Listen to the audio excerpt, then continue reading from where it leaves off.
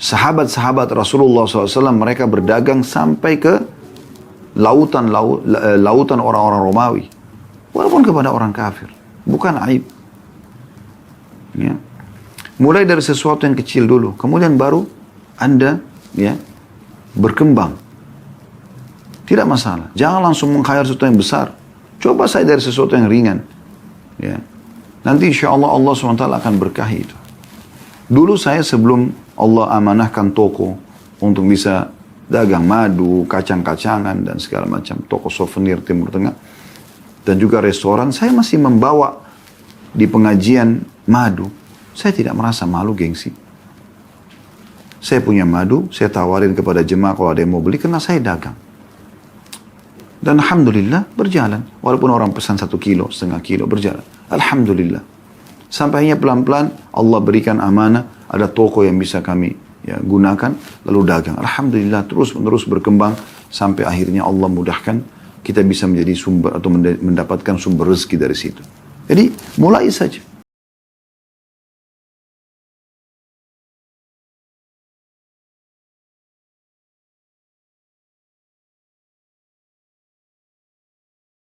Assalamualaikum warahmatullahi wabarakatuh. Alhamdulillah, wassalatu wassalamu ala rasulillah. Segala puji dan puja kehadirat Allah subhanahu wa ta'ala, juga salawat dan taslim kepada Nabi besar Muhammad sallallahu alaihi wa ala alihi wa sahbihi wasallam. Dan kita masuk pada kesempatan ini bab ke-59, termasuk bab yang mulia, yaitu anjuran makan dari hasil usaha sendiri, menjaga diri dari minta-minta, dan memperlihatkan diri agar diberi. Maksudnya ini ya, ada anjuran makan dari hasil sendiri dan larangan untuk minta-minta, serta juga memperlihatkan diri ya, mengemis supaya diberi. Dari bab ini kita sudah bisa mengambil sebuah kesimpulan sederhana di pembukaan kita, kalau Islam memerintahkan kita agar selalu mulia, bekerja, produktif, kreatif, agar kita mulia. Dan sudah kita jelaskan teman-teman sekalian, orang yang minta-minta dan mengemis, ya saya ingatkan kembali, maka dalam kedua keadaan, diberi atau tidak diberi, dua-duanya terhina. Kalaupun dia diberi, maka pemberian itu cukup membuat ada corengan di wajahnya. Karena satu waktu pun dia menjadi seorang yang sukses, dia orang yang berhasil, tetap saja orang yang memberinya akan mengatakan, orang itu pernah saya beri, misal.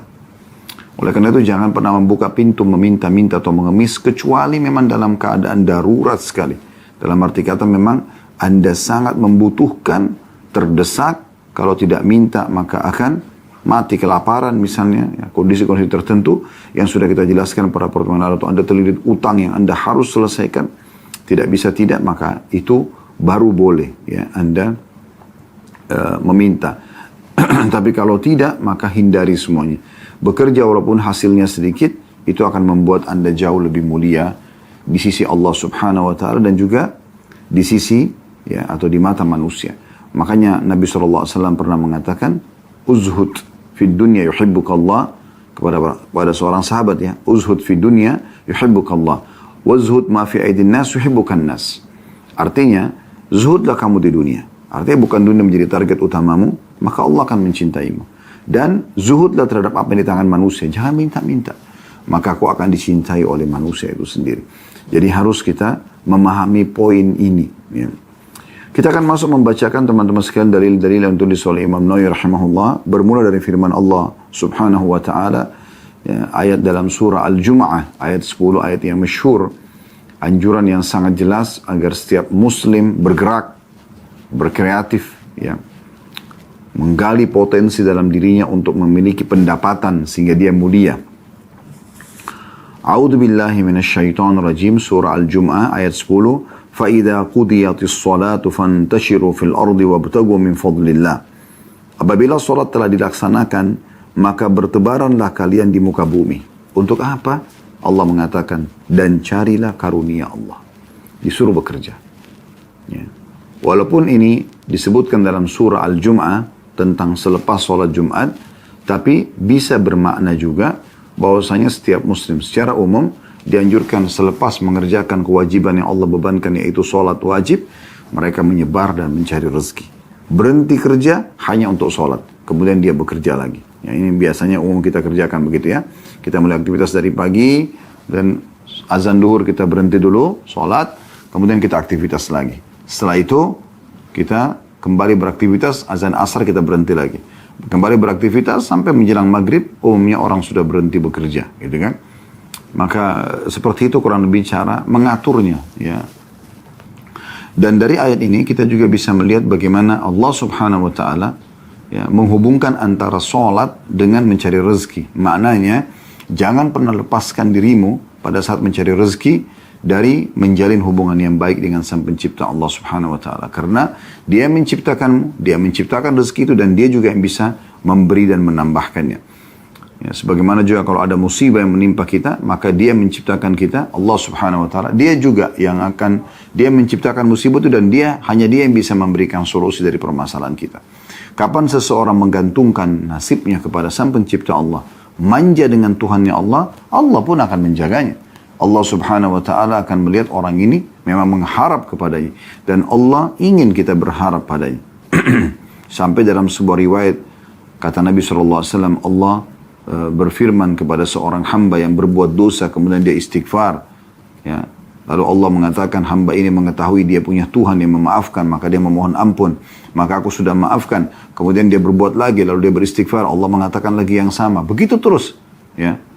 Sampai kata Nabi SAW, Allah tidak akan pernah jenuh sampai kalian jenuh. Terus saja Allah Subhanahu wa taala berbuat baik kepada para hamba-hambanya. Hadits pertama dalam bab kita ini adalah hadits nomor 544 dari awal belajar berbunyi dari Abu Abdillah Az-Zubair bin Awam radhiyallahu anhu. Beliau berkata, Rasulullah sallallahu alaihi wasallam bersabda, "La an ya'khudha ahadukum abhulahu thumma ya'ti al-jabala fayati bihuzmatin min hatabin ala dhahrihi fayabi'aha فيكف الله بها وجهه خير له من أن يسأل الناس أعطوه أو منعوه." Hadis ini diriwayatkan oleh Bukhari. Kata Nabi SAW, salah seorang di antara kalian mengambil beberapa utas tali, kemudian pergi ke gunung. Gunung tidak ada pemiliknya, dia naik. Sehingga dia pulang dengan membawa seikat kayu bakar di atas punggungnya, potongan-potongan ranting pohon.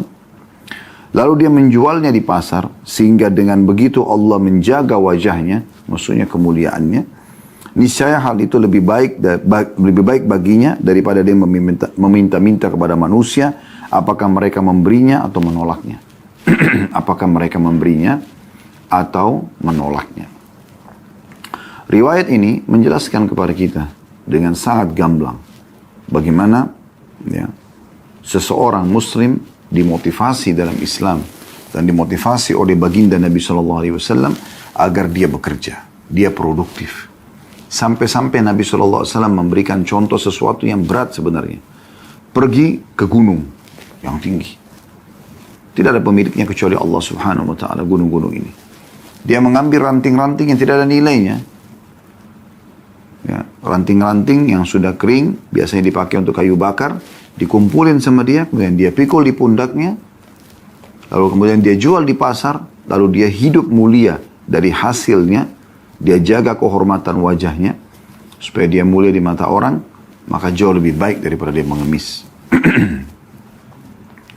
Hadits ini jelas sekali bagaimana berisikan motivasi agar setiap muslim bekerja, produktif, ya, dan selalu menghindari mengemis. Mereka harus hidup mulia.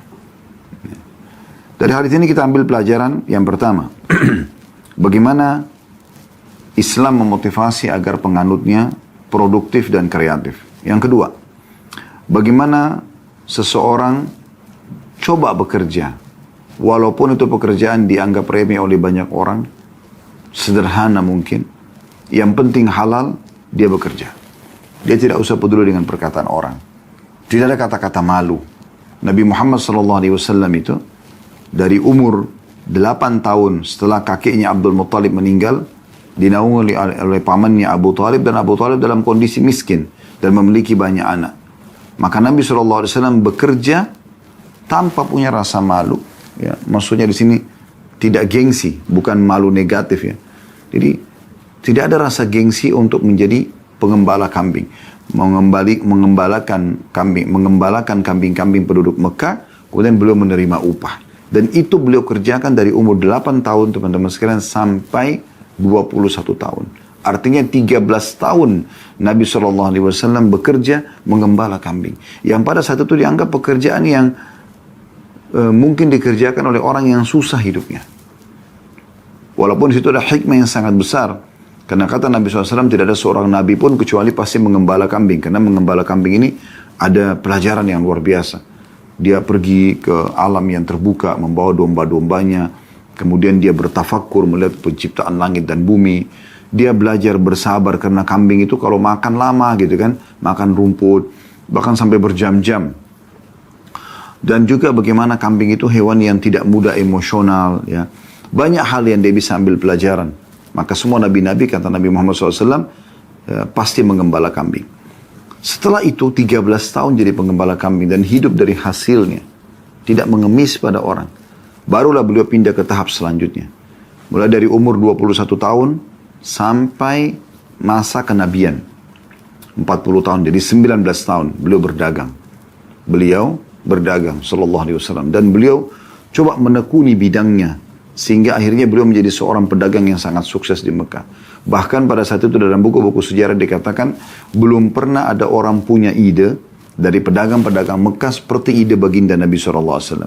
Umumnya pedagang-pedagang Mekah itu pergi ke negeri Syam karena memang mereka pergi ke negeri Syam untuk belanja kebutuhan dagangan mereka lalu dijual di Mekah. Negeri Syam itu di zaman sekarang 4 negara ya.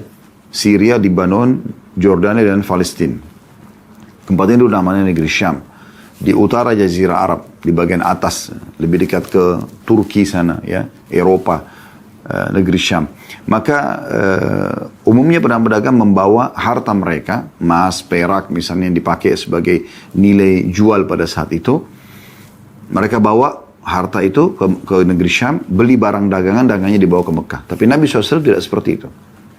Modal-modal usaha yang ada pada beliau SAW, yang orang juga titipkan kepada beliau, ya, itu diberikan barang-barang yang ada di Mekah. Produk penduduk Mekah. Dibelilah oleh Nabi SAW. Kemudian beliau tidak bawa uang ke negeri Syam, tapi bawa produk tersebut. Lalu kemudian beliau jual di negeri Syam, beliau jual dengan keuntungan, lalu dari keuntungan dan modal itu, dibelilah barang dagangan negeri Syam lalu dibawa ke Mekah. Jadi dengan ini beliau mendapatkan double keuntungan. Dan karena ini banyak sekali orang yang percayakan kepada Nabi SAW. Terlebih lagi beliau sangat jujur. Termasuk yang akan menjadi pada saat itu menjadi istri beliau Khadijah radhiyallahu anha sebelum menikah dengan Nabi SAW sempat menitipkan barang dagangannya dan modalnya kepada baginda Nabi SAW. Maka beliau pindah ke tahap ini. Dan dalam berdagang tidak perlu kita merasa malu. Walaupun kita memulai dengan hal-hal yang sederhana. Kenapa harus malu? Kalau memang kemampuan kita hanya bisa jual jus misalnya, jual gorengan, ya, jual nasi goreng, jual bakso, jual nasi uduk, tidak masalah. Mulia. Ya. Yang penting kita mulai bekerja, teman-teman sekalian. Kita ini alhamdulillah di Indonesia punya jiwa pekerja. Kita mau bekerja, bukan malas. Ya. Kita banyak, mayoritas penduduk kita petani, pengebun, ya, orang pengebun, nelayan, gitu kan. Pekerja-pekerja keras dan kita punya banyak kesempatan untuk bekerja. Ya, punya banyak kesempatan untuk bekerja. Bahkan menjadi buru-buru di bangunan pun bisa gitu. Menawarkan diri untuk bekerja. Jadi bermula dari pekerjaan-pekerjaan yang sederhana, yang mudah, tidak perlu diikuti dengan rasa gengsi tanda kutip di sini, ya. Bekerja yang penting produktif dan punya hasil. Sehingga akhirnya hidup. Dan teman-teman sekalian, yang Anda butuhkan adalah makan pada hari ini kan. Kalau besok Anda masih hidup, Anda bekerja lagi.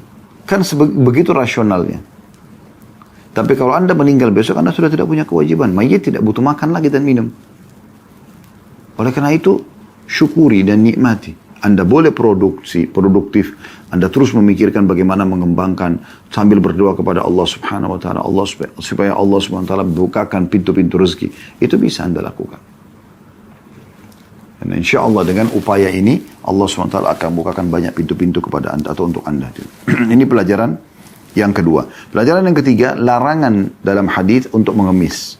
Larangan dalam hadis untuk mengemis, karena jelas sekali ya.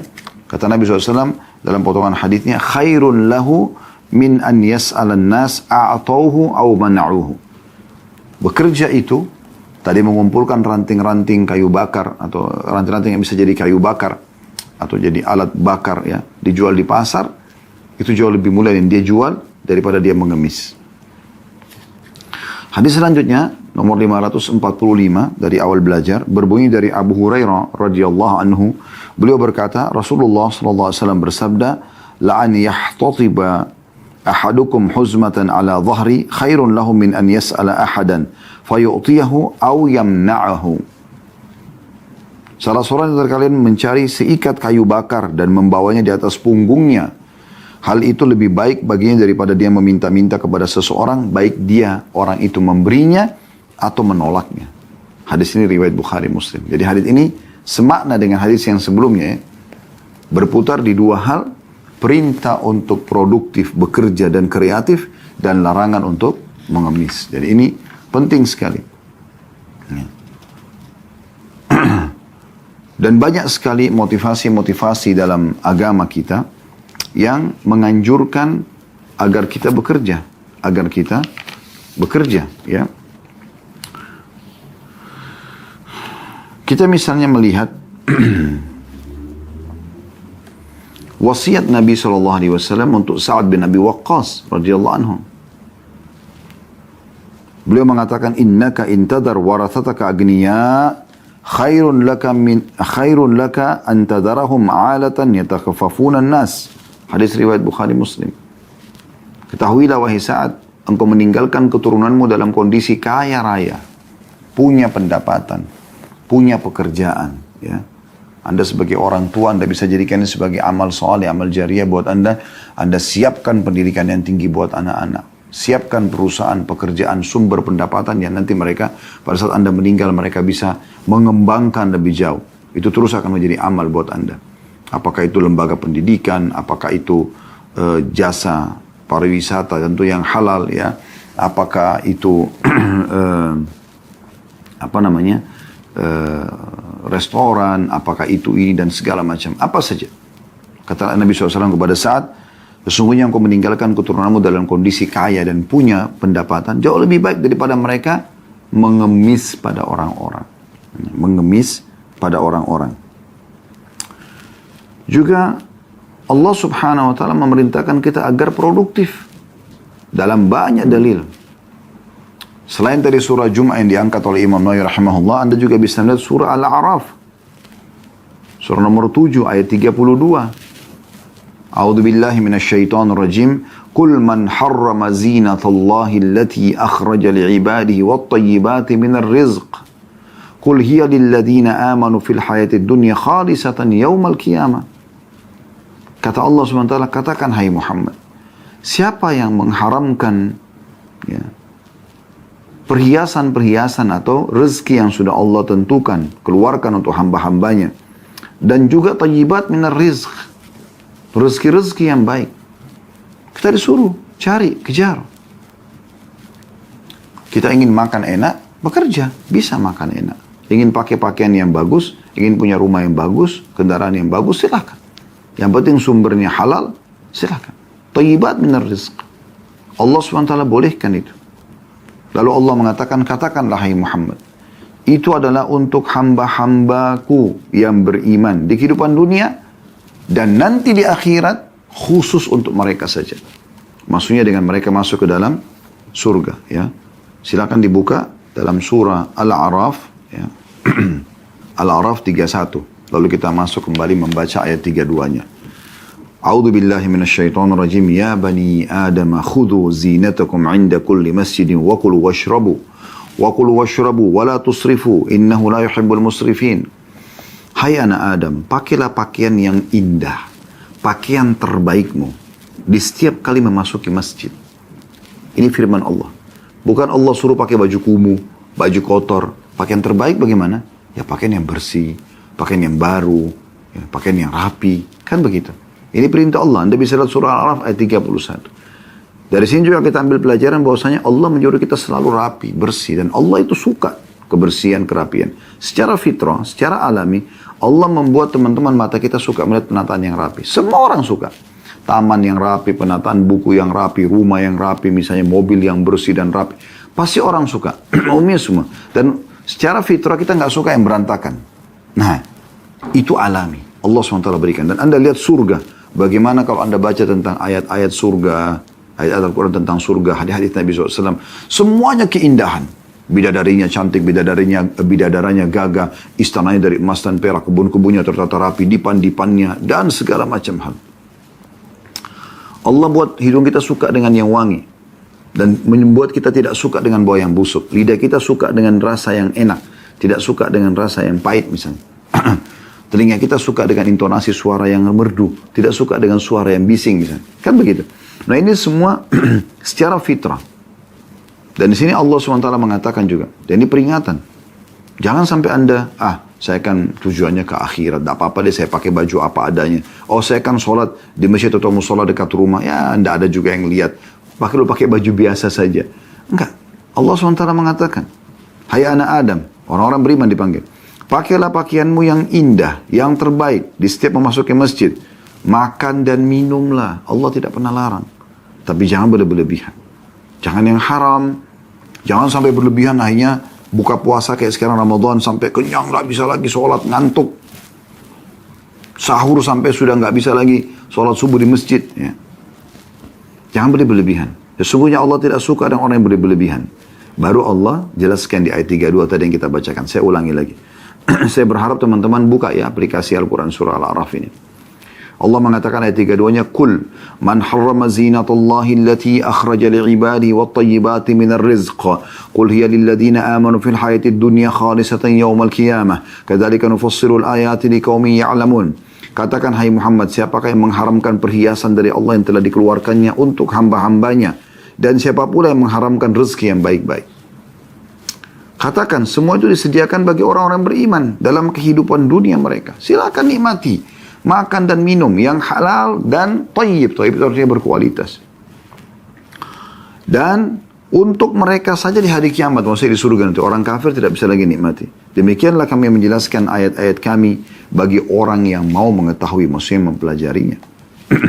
Maksudnya mempelajarinya. Jadi jelas sekali bagaimana Allah Azza wa Jal menekankan tentang masalah ini.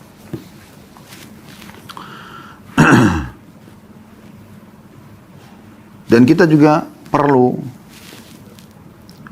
melihat ya, beberapa riwayat yang ditulis oleh Imam Nawawi rahimahullah di sini. Seperti misalnya di hadis nomor 546. Lanjutan bahasan kita ya. Nanti tetap kita akan tambahkan dengan syarah-syarah. Berbunyi dari Abu Hurairah radhiyallahu anhu. Dari Nabi SAW beliau bersabda. Kana Dawud alaihissalam la ya'kulu illa min amali yadih. Nabi Daud AS tidak pernah makan kecuali dari hasil usaha tangannya sendiri. Bekerja, produktif, baru dia makan. Gak mau mengemis. Tidak mau mengemis. Ini penting sekali. Di dalam riwayat yang lain, ya tidak disebutkan di sini tentunya. Kalau tadi yang kita sebutkan 546 ini hadis riwayat Bukhari Muslim. Dalam riwayat yang lain, kata Nabi SAW, Ma aqala ahadun ta'aman khairun min an ya'kula min amali yadi. Tidak ada. Maaf, ini ada di hadis nomor 548 ya. Atau saya bacakan dulu semua hadisnya, baru kita tambahkan syarahnya. Tadi hadis nomor 546 menjelaskan Nabi Daud tidak makan kecuali dari hasil tangannya sendiri. Langsung kita pindah ke hadis 548 karena mirip ya. Dari Al-Miqdani bin Ma'di Karib radhiyallahu anhu, dari Nabi SAW beliau bersabda, Ma'akala ahadun ta'aman khairan min an ya'kula min amali yadi, wa inna nabiyallahi Dawud alaihissalam kana ya'kulu min amali yadi. Seseorang tidak makan makanan yang lebih baik, lebih sehat, lebih mulia, daripada memakan dari hasil usahanya sendiri. Sesungguhnya Nabi Allah Daud alaihissalam memakan dari hasil usaha tangannya sendiri. Hadis riwayat Bukhari. Ya. Jadi dua buah hadis ini kita ambil pelajaran bagaimana ada motivasi dalam Islam untuk makan dari hasil kerja kita. Apakah kita bekerja sebagai pegawai atau kita menjadi produsen, kita memproduksi produk, kita pemilik perusahaan. Kemudian juga hadis nomor 547, ya kita baca karena tadi saya langsung 546 ke 548 karena mirip riwayatnya. Kemudian kita kembali ke 547, ini hadis terakhir dalam bab kita. Dari Abu Hurairah radhiyallahu anhu bahwa Rasulullah SAW bersabda, "Kana Zakaria alaihissalam najjaran." Ketahui Nabi Zakaria itu adalah tukang kayu. Hadis riwayat Muslim. Berarti nabi-nabi Allah pun bekerja. Padahal kan bisa saja Allah kasih mereka langsung rezeki melimpah. Tapi kenapa dijelaskan Nabi Daud bekerja dan makan dari hasil tangannya? Nabi Zakaria tukang kayu. Nabi Muhammad SAW mengembala kambing tadi dari 8 tahun sampai 21 tahun. Dari 21 tahun sampai masa kenabian 40 tahun, itu beliau berdagang. Supaya kita tahu, memang begitu yang diinginkan oleh Sang Pencipta Allah SWT. Kita bekerja, produktif, dan kita akan mulia dengan itu. Teman-teman sekalian, sahabat-sahabat Nabi Ridwanullah alaihim sangat memahami ini. Sampai-sampai mereka coba menekuni apa saja profesi yang halal. Walaupun berbeda dengan temannya. Atau sama dengan temannya. Bukan aib, tidak usah gengsi. Kita bekerja, yang penting kita tulus dalam bekerja, ikhlas mencari rezeki, Allah akan berkahi. Sampai-sampai mereka tidak merasa malu berdagang. Dan Sa'id ibn Musayyib rahimahullah, seorang tabi'in mengatakan, "Kana ashabu Rasulillah sallallahu alaihi wasallam yatjaruna fi bahri Rum." Sahabat-sahabat Rasulullah SAW mereka berdagang sampai ke lautan orang-orang Romawi. Walaupun kepada orang kafir. Bukan aib. Ya. Mulai dari sesuatu yang kecil dulu. Kemudian baru Anda ya, berkembang. Tidak masalah. Jangan langsung meng-hire sesuatu yang besar. Coba saya dari sesuatu yang ringan. Ya. Nanti insya Allah Allah SWT akan berkahi itu. Dulu saya sebelum Allah amanahkan toko untuk bisa dagang madu, kacang-kacangan, dan segala macam. Toko souvenir Timur Tengah. Dan juga restoran, saya masih membawa di pengajian madu. Saya tidak merasa malu, gengsi. Saya punya madu, saya tawarin kepada jemaah kalau ada yang mau beli, karena saya dagang. Dan Alhamdulillah berjalan. Walaupun orang pesan 1 kilo, setengah kilo, berjalan. Alhamdulillah. Sampainya pelan-pelan Allah berikan amanah, ada toko yang bisa kami ya, gunakan, lalu dagang. Alhamdulillah terus-menerus berkembang, sampai akhirnya Allah mudahkan, kita bisa menjadi sumber atau mendapatkan sumber rezeki dari situ. Jadi mulai saja. Umar bin Khattab mengingatkan dalam statement beliau, "Ta'allamul mihna." Selalu tekuni profesi-profesi, keterampilan-keterampilan. فَإِنَّهُ يُوشِكُ أَنْ يَحْتَاجَ أَحَدُكُمْ إِلَى مِهْنَتِهِ. Karena nanti satu waktu pasti kalian akan butuh dengan profesi itu. Dan tidak ada kata terlambat untuk belajar. Belajar terus, belajar dan belajar. Baik, saya akan membacakan tulisan yang ditulis oleh Syekh Abdurrahman bin Ali Al-Askar. Ini pernah saya bacakan ya, di beberapa pertemuan. Namun saya tidak pernah jenuh membaca tulisan ini karena Masya Allah sangat penuh dengan motivasi. Sangat penuh dengan motivasi. Ya. Di antaranya yang beliau sebutkan adalah bagaimana beliau mengatakan wa awsa Qais bin Asim abnahu inda wafati faqal. Bahwasanya Qais bin Asim mewasiatkan anaknya pada saat dia akan wafat. Faqal, sambil berkata, "Alaikum bil mali wastina'ah." Kalian harus cari harta itu dan rawat baik-baik, ya. Bagaimana supaya bisa terus mendapatkan income yang baik? Fa innahu mambahatul karim, karena dia sumber yang baik. Wa yustagna bihi 'anil la'im, dan akan menyelamatkan dari keterhinaan. Wa iyyakum wal mas'alah, dan jangan pernah mengemis. Fa inna akhiru kasbar rajul, karena itu pendapatan terakhir seseorang. Tidak bisa dijadikan sebagai sumber utama. Ya. Dan beliau mengingatkan banyak statement. Beliau mengatakan, "Ya ma'syar syabab," wahai sekalian anak-anak muda, terutama anak muda muslim. "Tafrahu dual wa ta'tazzu syu'ub hatta yakuna syababuha zawi himamin aliyah." Sesungguhnya negara-negara, bangsa-bangsa, suku-suku itu merasa gembira dengan adanya generasi muda mereka yang memiliki ya, semangat yang tinggi. Yarquna bi anfusihim, mereka meninggikan diri-diri mereka. La yabquna 'alatan 'ala ghairihim, dan mereka tidak pernah menjadi beban bagi orang-orang lain. Fayatasabaquna al-kibar fayusabiquna al-kibar fil usuli ila al-ulya. Maka mereka bersaing dengan orang-orang yang sudah tua, sudah senior untuk mencapai ketinggian derajat. Bukan untuk melakukan pelanggaran-pelanggaran, tidak, tapi mengikuti jejak-jejak mereka. Fabil malil halal wal kasbit tayyib, maka dengan pendapatan halal dan pendapatan yang baik, maka dengan harta yang halal dan pendapatan yang baik, pekerjaan yang baik, istata'al muhajiruna ilal madinah ayyuzahimul iktisad ahli kitab. Berhasillah para sahabat yang muhajirin dari Mekah untuk menyaingi perekonomian ahli kitab yang ada di Madinah. Atarawnahum law kanu fuqara fahal yatimmu lahum ma aradu. Bukankah kalau kalian melihat mereka dalam kondisi miskin, apakah mereka bisa mencapai apa yang mereka inginkan? Itu jawabannya tidak. Tapi mereka datang, mereka bekerja. Kalau mereka datang dari Mekah lalu duduk mengemis saja, karena harta mereka telah dirampas di Mekah, maka mungkin mereka tidak akan mendapatkan kemuliaan jiwa mereka. Ya. Walaupun Islam sudah membawa pada kemuliaan, tapi mereka jauh lebih mulia lagi dengan bekerja di sini. Lalu beliau mengatakan, Inna min akhtar ma yuwajihu dual hina takumu dawlatu ala syu'abi ittasafa bidda'ati wal kasal. Sesungguhnya yang paling berbahaya dihadapi oleh banyak negara-negara pada saat sebuah negara itu memiliki penduduk yang terkenal, ya, terkenal dengan banyak melalaikan waktu dan juga malas. Fal buldanu la taqumu illa bi afradiha wa abnaiha. Maka negara tidak akan mungkin bisa menjadi sukses, berdiri, kuat, kokoh, kecuali dengan kuatnya individu-individu dan anak-anak yang ada di dalamnya.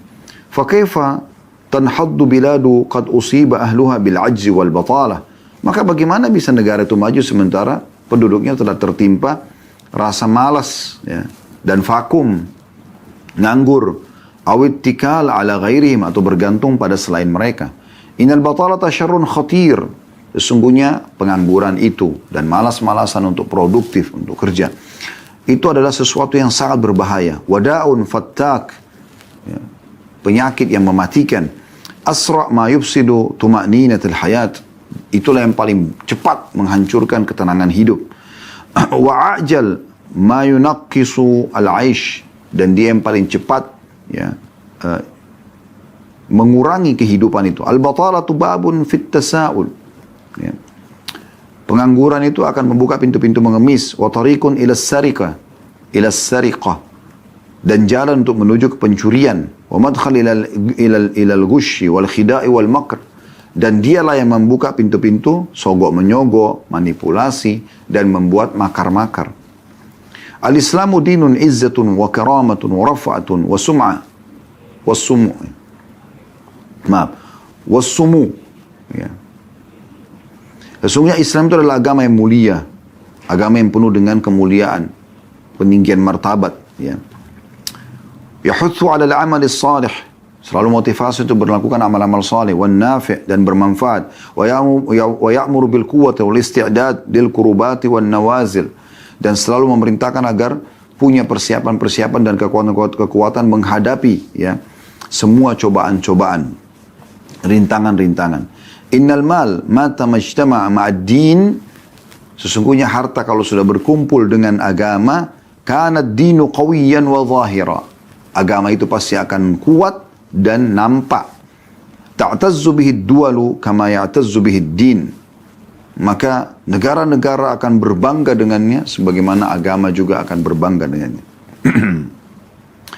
Qala asy-syair, seorang penyair berkata, ma ajmalud dinu wad dunya idza ijtama'a.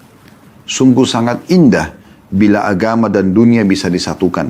Maksudnya dia menjadi orang yang mampu di dunia, punya nama hak, punya kedudukan, punya jabatan, punya titel pendidikan yang bagus, dan juga dia orang yang beragama, orang yang tahu mana halal dan mana haram. Fa'alaikum bil amali wal bahthu 'anir rizq. Maka kalian harus bekerja dan mencari rezeki itu. Wa iyyakum wal khumul wat takasul.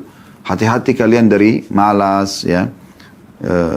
Walittikal ala ghairikum, dan bergantung pada selain kalian. Fi khususiyat hayatikum, pada hal-hal yang merupakan kekhususan dalam kehidupan kalian, maksudnya yang kalian butuhkan, kebutuhan dasar kalian. Inna kibara rijalul mal la yabulgu ma balaguhu fi yaumin wa laylah.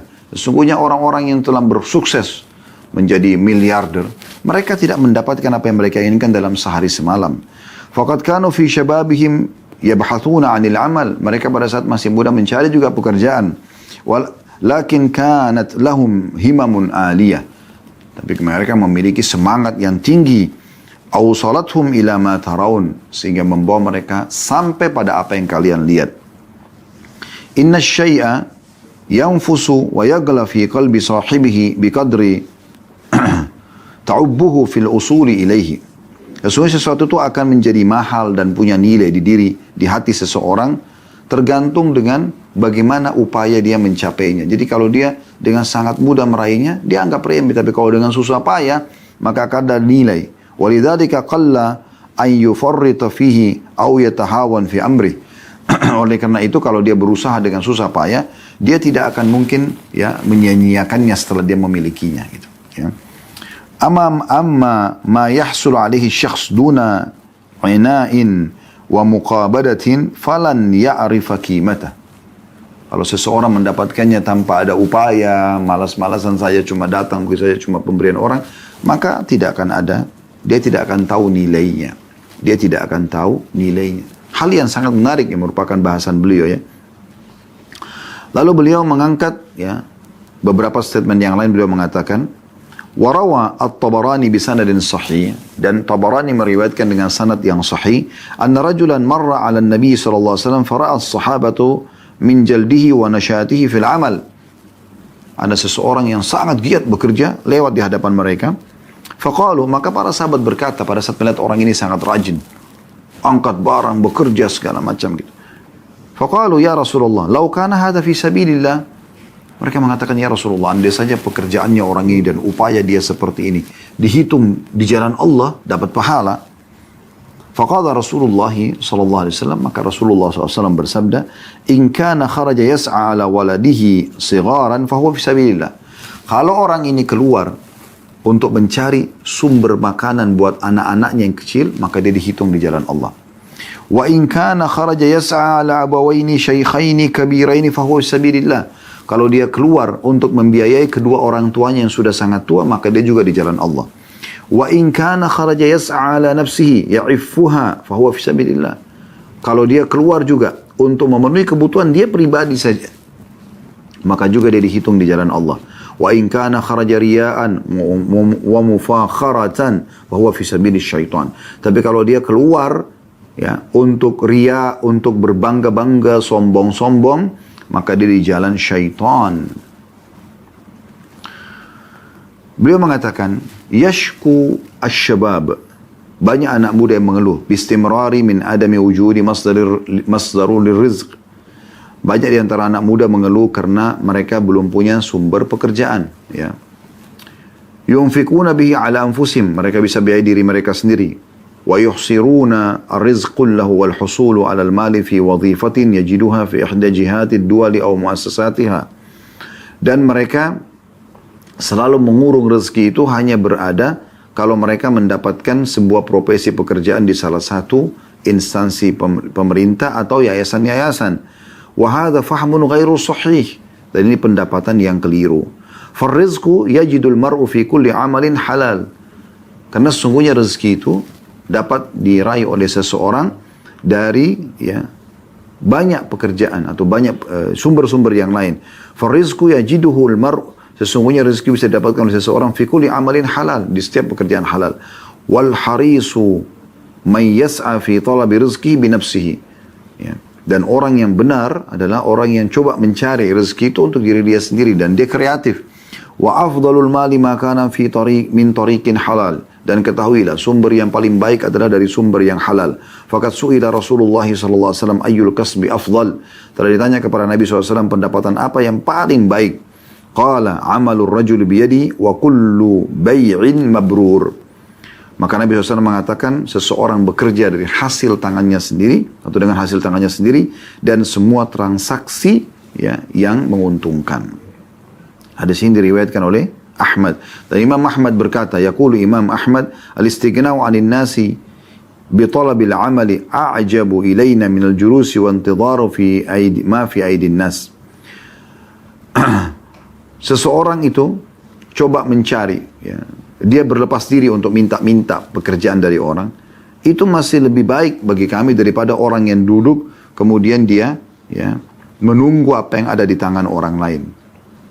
Bal innal insana yataqarrabu ila Allah Ta'ala bi sa'ihi fit tijarati wa talabir rizq. Bahkan setiap orang muslim itu harusnya mendekatkan diri kepada Allah Subhanahu wa taala dengan usaha mencari rezeki, baik dengan bisnis atau mencari rezeki secara umumnya. Jadi pegawai misalnya. Rawat Tirmidzi wa Ibnu Majah bi sanadin hasan, telah diriwayatkan oleh Tirmidzi dan juga Ibnu Majah dengan sanad yang baik, anin Nabi sallallahu alaihi wasallam, bahwasanya Nabi sallallahu alaihi wasallam bersabda, annahu qala at-tajiru as-saduqul aminu ma'an nabiyyin was-siddiqin wasyuhada. Ini hadis yang luar biasa ya. Motivasi untuk menjadi seseorang yang punya sumber income, apalagi menjadi pedagang. Sesungguhnya pedagang yang jujur, amanah, terpercaya, maka akan bersama dengan para nabi-nabi, para siddiqin, orang-orang yang jujur, dan juga para syuhada di surga nanti. Setelah Anda dengarkan semua ini teman-teman, apa yang membuat kita menjadi ragu ya untuk selalu termotivasi bekerja dan produktif? Dan masih banyak sekali motivasi-motivasi para ulama berhubungan dengan masalah ini. Bagaimana Nabi SAW mengatakan kepada para umatnya di dalam hadis riwayat Imam Ahmad, ya, ta'awwadu billahi minal faqri wal qillati wal dhillah. Berlindunglah selalu kepada Allah dari kefakiran, dari kekurangan dan juga dari kehinaan. Jadi disuruh selalu produktif, bekerja, mulia, berfikir, ya. Coba kembangkan. Kenapa orang lain bisa, saya nggak bisa? Selalu seperti itu. Ya. Dan sebagai penutup di sini, saya mengatakan atau saya bacakan apa yang beliau katakan. Tentu saya baca secara ya lompat-lompat ya bacaan dari tulisan beliau ini yang kira-kira yang paling pas yang perlu kita bahas, yaitu perkataan beliau juga mengatakan, inna la yaliqu birrajuli al-aqil an yarda li nafsi an yakuna himlan 'ala al-mujtama. Sesungguhnya setiap laki-laki yang berakal tidak akan pernah mau dan ridho terhadap dirinya untuk menjadi beban di tengah-tengah masyarakat. Thaqilan la faidata min, beban bagi orang-orang dan tidak ada faedah, cuma duduk, nongkrong, minta, ganggu orang, ya. Farigan anisyugul, kosong dari aktivitas. Yaqulu Umar radhiyallahu anhu, maka Umar berkata, inni la'ara rajula fayu'jibuni syakluh. Sesungguhnya aku lihat seseorang dan aku kagum melihat penampilannya. Fa idza sa'altu anhu faqil, kalau saya tanya tentang pekerjaannya dan dikatakan kepadaku, la amala lahu saqata min 'aini. Kalau saya tanya tentang dia, kemudian dikatakan tidak ada pekerjaannya, maka dia jatuh di mataku. Umar bin Khattab tidak mau menilai orang seperti ini. Coba Anda bayangkan. Bagaimana dalam riwayat An-Nasa'i, juga Abu Dawud kata beliau, warawan Nasa'i wa Abu Dawud, annahu sallallahu alaihi wasallam qal, bahwasanya Nabi SAW bersabda, Allahumma inni a'udzubika minal ju'i fa innahu bi'sad daji'. Ya Allah, aku berlindung kepadamu dari lapar, karena itu seburuk-buruk keadaan. Dia miskin. Kalau orang punya kemampuan kan dia kapan lapar dia bisa makan. Di sini maksudnya kelaparan yang membuat orang akhirnya minta gitu. Nabi SAW berlindung dengan itu. Kalau lapar secara umum orang bisa rasakan, ya kan? Dan itu normal. Nabi SAW biasa merasakan lapar dalam beberapa riwayat lain. Lalu beliau makan. Tapi ini maksudnya adalah beliau berlindung dari lapar yang membuat orang akhirnya mengemis. Kenapa tidak bekerja? Waruwiya aidan annahu sallallahu alaihi wasallam qal, dan diriwayatkan juga dari Nabi SAW bahwasanya beliau bersabda, ya, Allahumma inni a'udzubika minal 'ajzi wal kasal. Ya Allah, aku berlindung kepadamu dari sifat vakum dan malas, ya. Wal jubni wal bukhl, pengecut dan juga pelit. Wa ghalabatid daini wa qahrir rijal, dan dikuasai oleh orang dan terlilit utang. Jadi beliau berlindung dengan itu. Bagaimana Luqman al-Hakim, waruwiya an Luqman al-Hakim annahu qala li ibnihi, bahwasanya dia berkata kepada anaknya, ya bunai, wahai anakku, istagni bil kasbil halal, selalu cari pendapatan halal, jangan berhenti, produktif terus. Gagal di sini usaha yang lain, terus pelajari supaya ada satu nanti yang nyantol yang bisa jadi sumber pendapatanmu. فَإِنَّهُ مَفْتَقَرَ أَحَدٌ إِلَّا أَصَابَتْهُ إِحْدَى ثَلَاثُ خِصَالٍ. Karena tidak ada orang yang meninggalkan pencarian pendapatan halal kecuali dia akan ditimpa salah satu dari 3 permasalahan. Riqqatun fi dini, lemah agamanya. Subhanallah, ini betul sekali. Orang yang susah hidupnya, lemah agamanya, bisa dibeli agamanya. Bisa disuruh buka jilbab, bisa ditinggalkan sholat, yang penting dia bisa makan, bisa pindah agama. Yang kedua, awda'fun fi aqlihi, lemah akalnya. Karena tidak mau produktif, tidak mau mengasah akalnya, otaknya untuk kreatif, mendatangkan sumber income buat diri dia dan mengembangkan apa yang dia miliki. Dan yang terakhir beliau mengatakan, wa'awwahaun fi muru'ati, atau terhina atau akan terhina dia. Ya. Muru'ah ini seperti kemuliaan, nama baik lah ya, tercoreng nama baiknya. Jadi 3 ini bisa menimpa, kelemahan agama, lemahnya akal, atau ya, tercoreng nama baiknya. Lalu beliau menutup mengatakan, Luqman Hakim berkata, wa'adham min hadha istighfafun nasu bihi. Dan yang lebih berat daripada itu, penghinaan orang kepada dia. Nah, ini berat sekali. Ya. Oleh karena itu harus hati-hati. Harus hati-hati. Kemudian kita tutup teman-teman sekalian dengan statement yang menarik dari beliau. Ya. Beliau mengatakan, wa yaqulu Sa'id bin Musayyib. Sa'id bin Musayyib berkata, la khaira fi man la yatlubul mal. Tidak ada kebaikan bagi orang yang tidak mencari pendapatan. Yaqdi bihi dainah, dia bisa bayar utangnya, wa yasunu bihi 'irdah, dan dia menjaga nama baiknya, wa yaqdi bihi dhimamah, memenuhi kebutuhannya, wa in mata, kalaupun dia mati, taraka mirathan liman ba'da, dia akan tinggalkan sebagai warisan kepada orang-orang yang datang setelahnya. Lalu beliau mengatakan, innal amala wa in kana yasiran fahuwa khairun minal batalah. Sesungguhnya bekerja walaupun sederhana lebih baik daripada nganggur, vakum. Wa khairu min intidharin nawal min ashabil mal. Dan lebih baik daripada menunggu pemberian dari orang-orang pemilik harta. Wa aswa' minhu su'alu ashabil gina. Dan yang paling buruk adalah mengemis pada orang-orang kaya. Liannahum in a'atahu baqiyatil minnatu ala dhahri yahmiluha. Kalaupun dia dikasih, maka tetap akan jadi beban di pundaknya. Dia terhina dengan itu. Wa in mana'uhu faqad ijtama' indahu su'atan. Kalau dia ditolak untuk diberi, maka berkumpul padanya 2 keburukan sekaligus. Yang pertama, zillatul khaybah, dan yang kedua, zillatul su'al. Hilangnya ya wibawahnya, dan juga terhinanya karena mengemis. Kalau benar pasti dari Allah, kalau ada salah dari saya, mohon dimaafkan. Subhanakallahumma bihamdika, asyhadu an la ilaha illa anta astaghfiruka wa atubu ilaik. Wassalamualaikum warahmatullahi wabarakatuh.